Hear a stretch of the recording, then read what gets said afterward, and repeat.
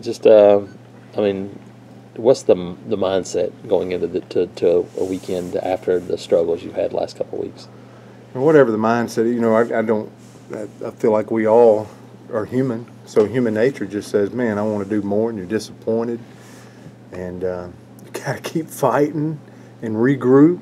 All those things are jumbling in your head when you're not having success in baseball.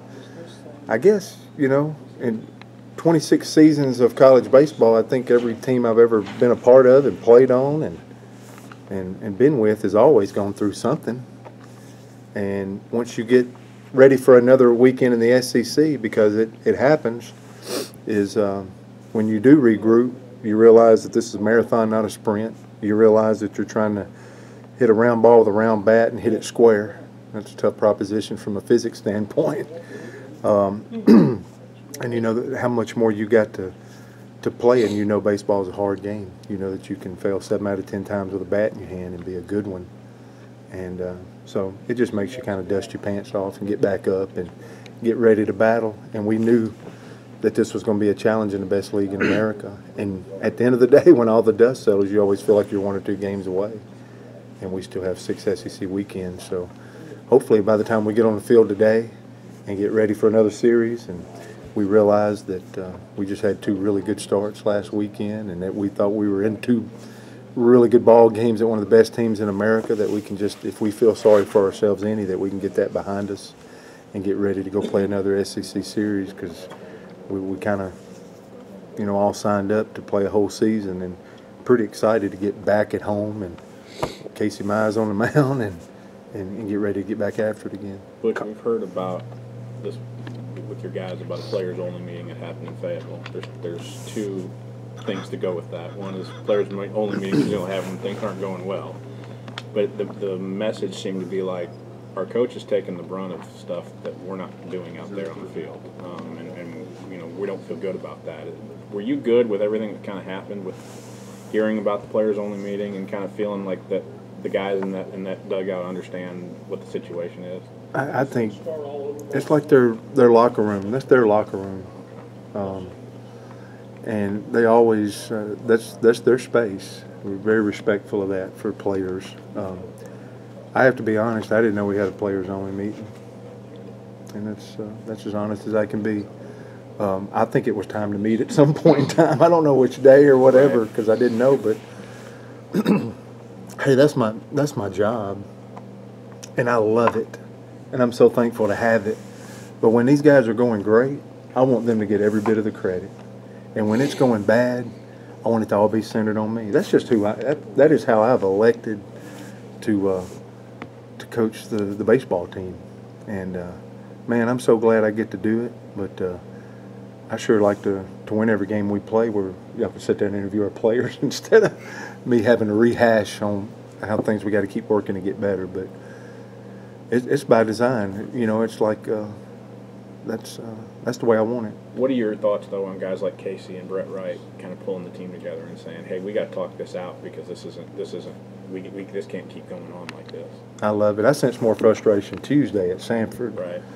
And those are a couple of guys that I do see. I see Casey and Brett Wright. And you know what? They've kind of emerged. And I'm still encouraging everybody. We got a lot of seniors that probably hadn't had the, especially starting SEC play, the kind of seasons that they wanted to have. And I think it's going to take more than those 2 to get it going. But those 2 have been the most vocal. Those 2, because I'm not so much in the frame that I can't see everything going on. And I see Casey and I see Brett Wright moving about the cabin, so to speak, and keeping guys plugged in. And that was hard, and I saw them a little more demonstrative on Tuesday. But that's what's required. So when you're 16-0, and if we'd have been 25-0, none of these things ever emerge. It's when you go through stretches like this is where you see who your real people are.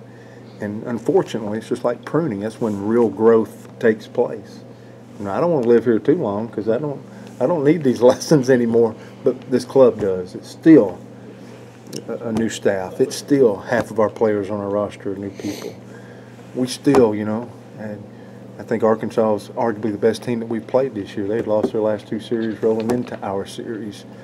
Tim Corbin, I think, is arguably the best college baseball coach in America, and they had lost 6 in a row too. Nobody is immune to that. It's just immune to us as humans when something's happening to us as individuals. If you get too close to the frame, but I think it's a great opportunity for me to kind of lead, and I think I need to right now. But well, I need some help, and Casey Mize and Brett Wright, and some of these others can really step up. So I'm glad to hear that they met, because what I do know is how much they care. And I'll say it like a broken record every day if I have to. These boys have done everything I asked them to do. I got 3 assistant coaches that are full-time here that are above reproach and do anything in their power. They got great skill. They've had great success. And I think the worst thing I possibly could do is give up on anybody in the organization right now, because one, they've done nothing for me to do that, and I got to take care of them during this time, and I think we'll be rewarded for it. But Has Judd Ward sort of started to play his way into the lineup on a regular basis, you think? Maybe not every day. I know we encounter 2 left-handed pitchers right out the gate, 2 starters, but there is no doubt. I'm so tickled to death with what he's done. That's been a bright little moment.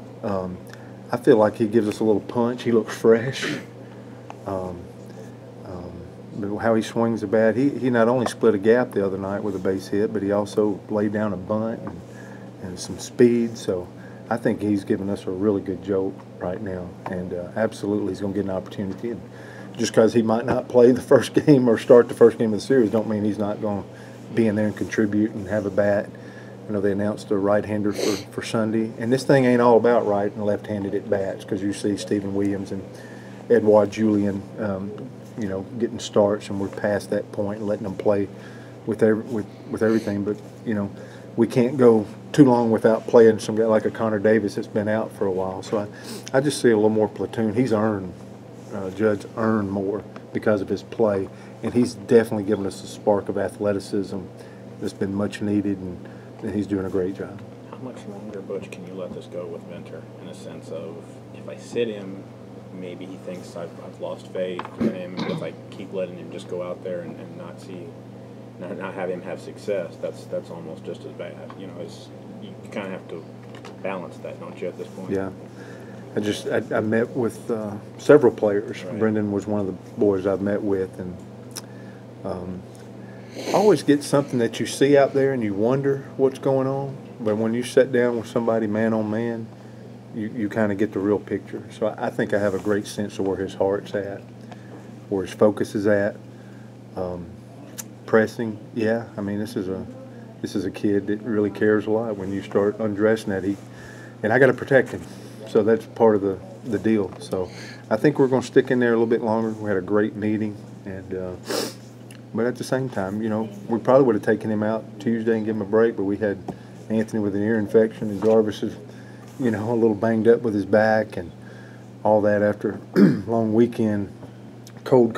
It seemed when we wind up getting banged up a little bit with a couple little things popping up in Connor's finger.